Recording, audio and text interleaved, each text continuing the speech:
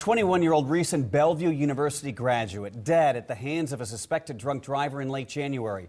But tonight, that driver is nowhere to be found. Someone posted the $5,000 for Eswin Mejia to get out of jail. Now he's gone, and many people, including the victim's family, are wondering, how could this happen?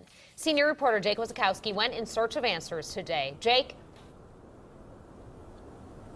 Well, Jen and Craig, Douglas County Attorney Don Klein tells me that he wants people to know that his office doesn't set bonds, and they actually didn't even have a chance to argue for a higher one.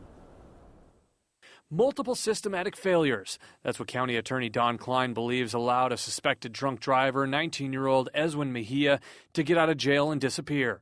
January 31st, police say Mejia was street racing when he slammed into the back of Sarah Root's SUV at 33rd and L Streets. Root, a recent graduate of Bellevue University, died at the hospital. Mejia's blood alcohol level was .241. The court transcript shows without getting the prosecutor's opinion, the judge sets his bond at $50,000.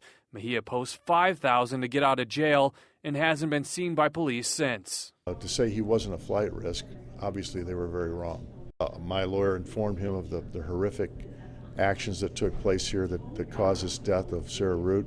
Turns out Mejia is an illegal immigrant from Honduras who has skipped out on misdemeanor court before. Klein says they weren't informed of his status until after the bond hearing, and that ICE needs a system to notify law enforcement faster, especially with serious charges. That there's a red flag that goes up, so because it makes a difference with regard to how they're perceived as far as being a flight risk for bond. Klein wonders why an immigration hold wasn't put on him as well. Immigration and Customs Enforcement tells KMTV that when a person doesn't have a felony history, they don't make it a priority. ICE says they allow a person to go through the due process before holding them for immigration violations. The fact is that they're here, there's definitely probable cause they've committed a crime, they're here illegally. I don't know what more it takes for them to put some sort of a restriction on them getting out of jail.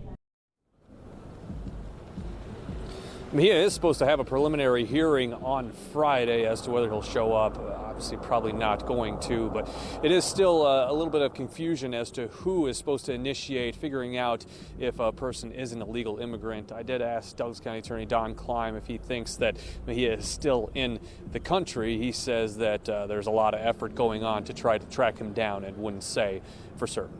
Reporting live outside the Douglas County Jail in downtown Omaha, Jake Wazakowski, KMTV Action 3 News. There is much more tonight. You recall last week the judge in the case told me that he could not comment on an active case.